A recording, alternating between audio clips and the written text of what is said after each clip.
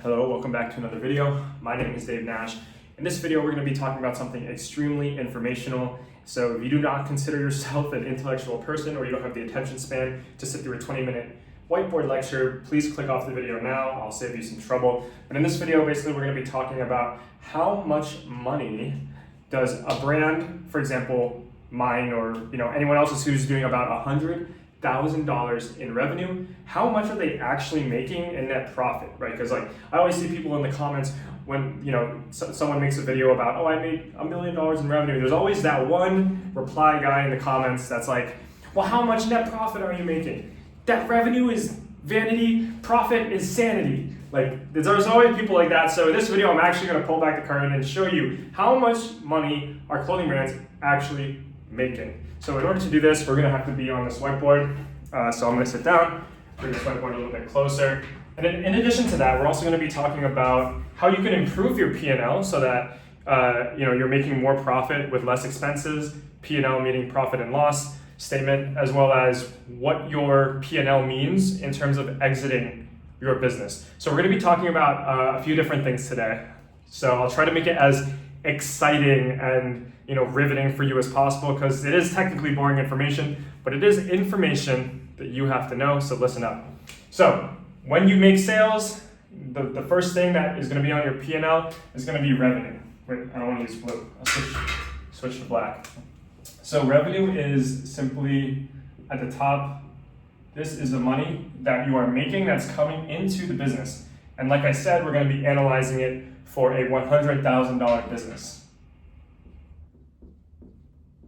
$100,000 in revenue. Now okay, I'm gonna try to make it not slant up.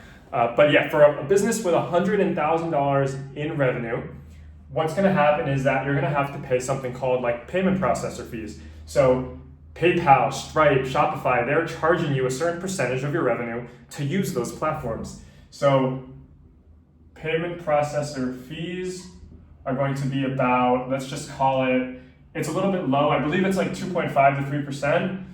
So let's just call it 3% for brevity. It's going to be $3,000. And then not only that, you're going to have returns, chargebacks, exchanges. So let's call it about, in clothing, it could be anywhere between 5 to 10%, even higher for women's clothing. But for us, if you are a business that is like all sales final, maybe you offer exchanges. For my business, I do offer exchanges and returns for store credit. So usually this is going to be around, conservatively, about, let's just call it like 4% in terms of how much money you're losing per month for returns, exchanges, and chargebacks. So that would be $4,000.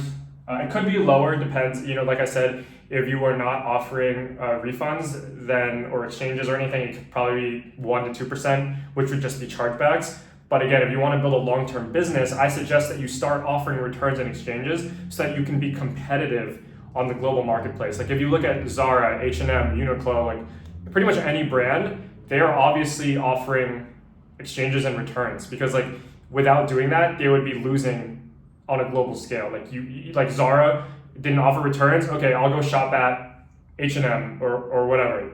So that's why you need to offer returns. When you're a small business doing less than 5 million a year or so, you probably don't need to do it, but then you'll probably be capped at 5 million a year.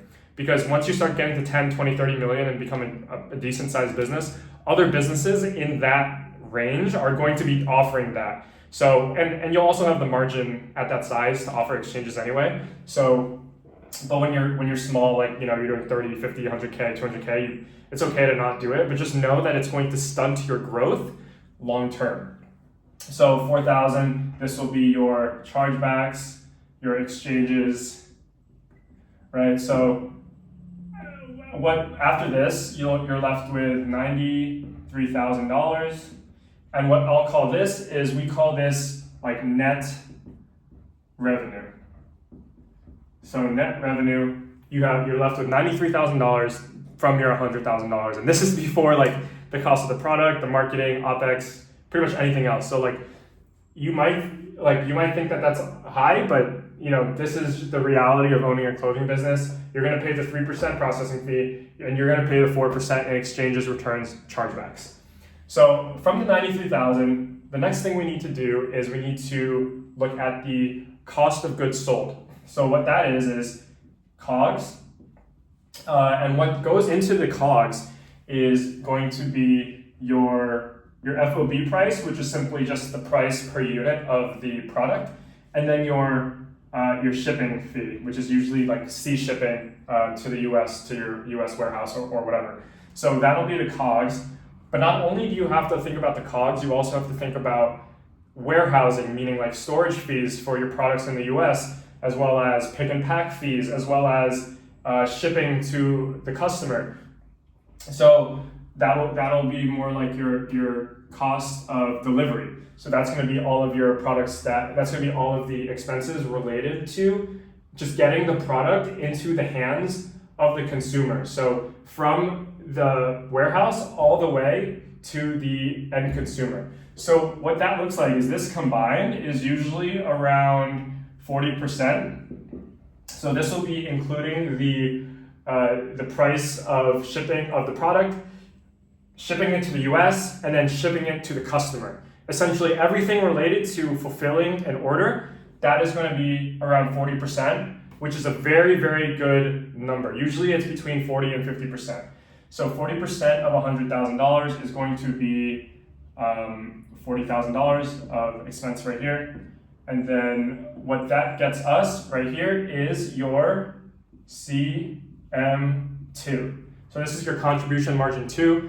I'm not going to explain it on this video, but that's just what this area is called. After you deduct fees, payment processing fees, exchanges, your cost of goods sold, and your cost of delivery, you end up with your contribution margin 2, CM2. So that'll be 0.00035. So you're left with $50,000 in profit.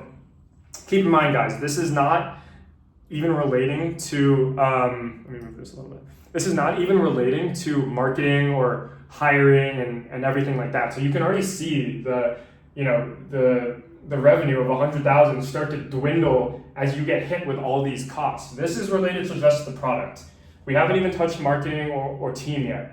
So I'm gonna keep going. So after CM2 of $53,000, what's next is your marketing expenses. So marketing here, marketing expenses, usually marketing will probably be around, for a growing business, you're gonna have a 3x MER. So what does a 3x MER mean? MER is your marketing efficiency ratio. So 3x MER is essentially saying that like if you spend say you spend $1,000 on marketing and you get back $3,000 in revenue, that is 3x MER. So for us at $100,000, so it's going to be a MER of 3, which means that in order to achieve $100,000, we need to spend $33,000 on marketing, which would be a 33% cost of $100,000. So at a 3x MER, you're spending $33,000 to get back $100,000. So what that means is you're left with what we call CM3, and this would be $20,000 even. So to review, we went the fees, the exchanges, cost of goods sold, cost of delivery, the marketing. Now we are at CM3, so we're left with $20,000 after marketing. So your product and your marketing, you're now left with $20,000. So what's left? What's left is something called OPEX, which is operational expenses. So OPEX, a good number for this would be about 10% as a benchmark. Most brands that are small are probably below this because you're probably just DIYing everything yourself. What's included in OPEX is going to be like your softwares, so like Shopify. It's going to be your employees, so people that you pay for, bookkeepers, accountants, VAs, stuff like that. It's going to all be around 10%. Insurance, just basically anything related to operating the business is going to be in your OPEX. So 10% would be $10,000. And then what that leaves you with is your net profit, your net income of $10,000. So guys, as you can see, we made $10,000 from a revenue of $100,000. You might be a little bit shocked to see that this is quite a low number in comparison It's only 10% margin on the $100,000. But this is the reality of running a clothing brand. This is what happens if you are growing really fast. Let me explain to you how this could be higher. It's because 3x MER is actually quite low, in my opinion, for a clothing brand. For other brands, it might be quite high. It's basically getting 3x ROAS on Facebook, something like this. But clothing brands actually, because they have a high repeat customer rate, your MER is actually going to be generally higher, meaning it's probably going to be something like 4x or 5x. The reason is because you're going to have way more efficient marketing as a clothing brand. You're going to only have to spend like $20,000 to get $100,000 because you're going to have a lot of repeat customers. So out of this $20,000 of spend, you're probably getting around, $50,000 of new customers, and then $50,000 of returning customers is going to come up with this $100,000. So you can actually be a lot more profitable. So if you are actually operating on a 5x MER, then this is only going to be $20,000 of marketing expense, which means that you are adding $13,000 of profit back into your net income. So this would be changed to $23,000, which would make this 23% margin. And this $23,000 of net profit on $100,000 of revenue, it is a way better number. It just looks better, 23% margin. Most businesses are operating around 20 to 25%. Actually, most businesses are probably operating less than that, but a good benchmark is around 20 to 25%. 25%, 20% is exceptional if you are a fast-growing business. Most fast-growing businesses are operating at 5% or 10%. And honestly, some are even like losing money on an annual basis. I know Gymshark is like operating at 3%, which is kind of crazy, like 3%. But if you have to ask, like, why are they so unprofitable? It's because their prices are pretty low. They're offering a really high quality product, and they are spending a lot on marketing, brand initiatives, influencers, affiliates, growing locations, etc., product development, research, hiring the best talent. So that's why their profitability is very low. And then as you get to maturity and you start to like take your foot off the gas pedal, you can start spending less on marketing. You'll have a higher MER. For example, a company like Nike, like they do like 50 billion in revenue, but they only spend 5 billion only, 5 billion in marketing, which means that they're doing 10x MER, right? So they're able to have a really high MER because they are a mature company. So they only have to spend 5 billion to get $50 billion in revenue, because pretty much everyone on the planet has heard of Nike. You don't really need an advertisement to go tell you to buy Nike. If I'm in the mall and I walk by a Nike store, then I'm probably buying something if I like it. And I didn't really need like an ad or like some like, LeBron or whoever to tell me. They just have really efficient marketing spend. So this is basically the first part of the video, kind of discussing how much money are clothing brands actually making if they are making $100,000 in revenue.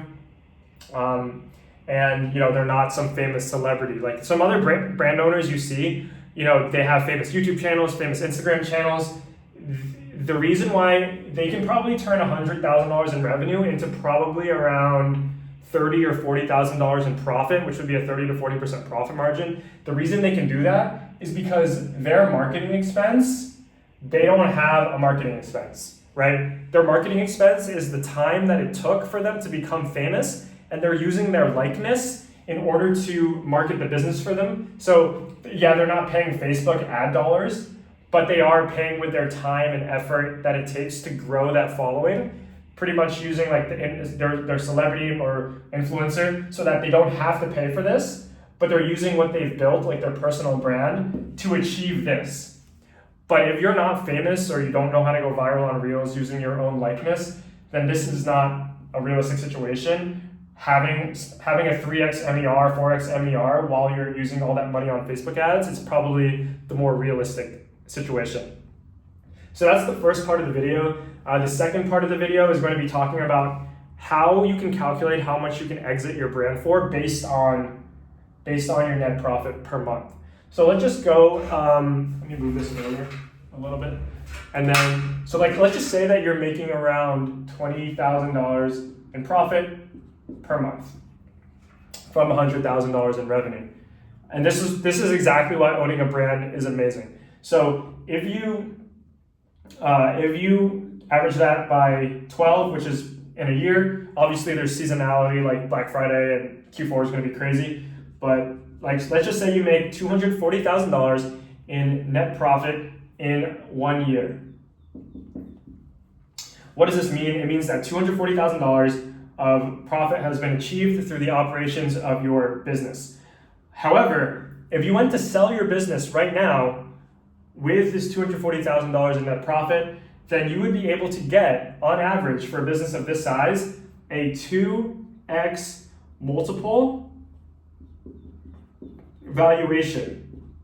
So when people, when you hear people talk about, oh, what multiple our business is selling at, this is what they mean right here.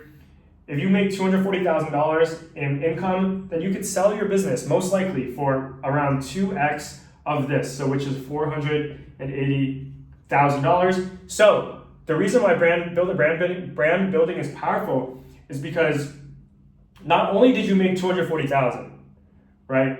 When you sell the business, you actually make another $480,000, which means in total, in 1 year time, you are actually making $720,000 based on your 100K revenue that you did for a year straight. So this is kind of like what I'm aiming at. If I can do 100K a month for the next year and achieve 20 to 30K profit, I sell for 2x, then in 1 year's time, I will have made almost $750,000. So that's why building a brand is extremely important. Now, one thing that I'll say about this is when I was talking about the influencers from before, if a business is reliant on a single person because they're the face of the brand, you are not getting a 2x multiple, because the multiple is determined by how valuable and how repeatable the business is for the new owner. If the new owner, isn't famous himself, then he can't achieve $0 in marketing spend. So that means the business is not going to be as valuable as a business that is purely reliant on Facebook ads and predictable revenue growth.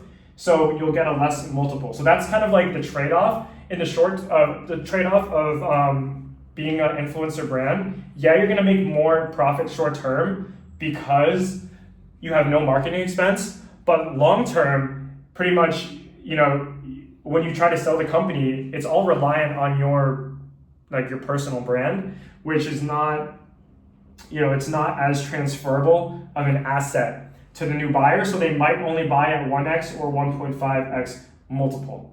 So yeah, so this is pretty much the whole video.